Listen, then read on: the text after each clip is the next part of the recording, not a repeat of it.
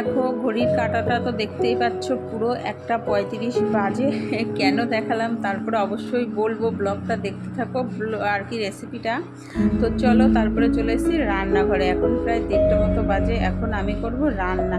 তাহলে খাবো কখন বলো তো? এখনও রান্নাটা বসাইনি, বসাবো। এখানে সয়াবিনটা ভিজিয়ে রেখেছি ঠান্ডা জলে, কারণ আজকে আমাদের এখানে শীতলা পুজো। সব জায়গাতেই তো জানো যে শীতলা পুজোতে কিন্তু রান্না করতে নেই, আর আমাদের এখানে বলো তো কি, পুজো শেষ হলে তারপরে রান্নাটা বসাই। তো পুজো শেষ হতে হতে প্রায় 2-2:30 বাজে। সেই পুজো শেষ হবে, তারপরে গিয়ে আমি রান্না বসাবো। তো ফোন করে দেবে যে পুজো শেষ হয়ে গেছে। তো এইদিকে আমি আর কি যতটা আগিয়ে রাখা যায় সেগুলোই আগিয়ে রাখছিলাম। আর ঠান্ডা জলে সয়াবিনটা ভিজালাম, কারণ গরম জল করব, ভিজাবো, পরে ভিজতেও তো টাইম লাগবে না।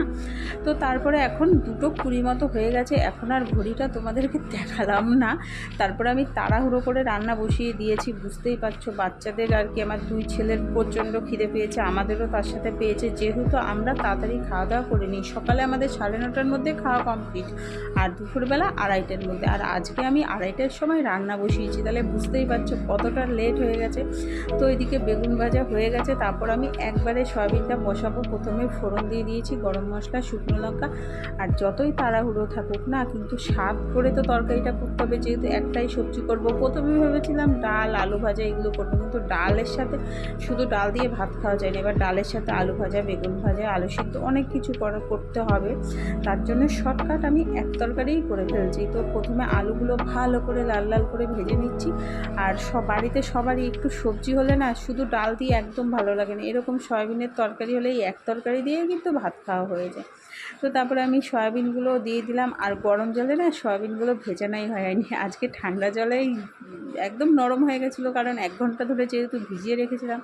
তারপরে যে আদা, জিরে, লঙ্কা ভিজিয়ে আর কি মিক্সচারটা করে রেখেছিলাম, সেই মশলাটাই আমি এখন দিয়ে দিলাম। আর সবটাই কিন্তু কাঁচা লঙ্কা, শুকনো লঙ্কা আমি একটাও ব্যবহার করলাম না।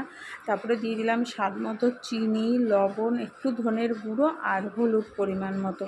ব্যাস এই ছিল আজকে মশলা। আর আমার আর কি সয়াবিনটা ভালো করে কষিয়ে নিচ্ছি, দেখো। আর প্রায় হয়েও গেছে।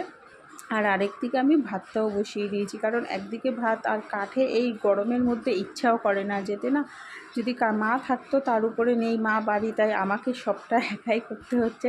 তো এখানে ভালো করে আমার কষানো হয়ে গেছে। এবার দিয়ে দিলাম জল। একটু পাতলা করবো সয়াবিনটা, কারণ পাতলা না করলে তো সবাই আমরা ভাতটা খাবো কী করে। আমার শুকনো শুকনো চলে যায়, কিন্তু আমার 2 ছেলে, আমার শ্বশুর, আমার বরমশাই, এদের তো শুকনো একটুও খেতে পারে না আমাদের বাড়িতে। তার জন্য একটু সয়াবিনটা ঝোলঝোলি করবে। এই শর্টকাট রান্নায় সয়াবিনটা কিন্তু দারুণ হয়েছিল।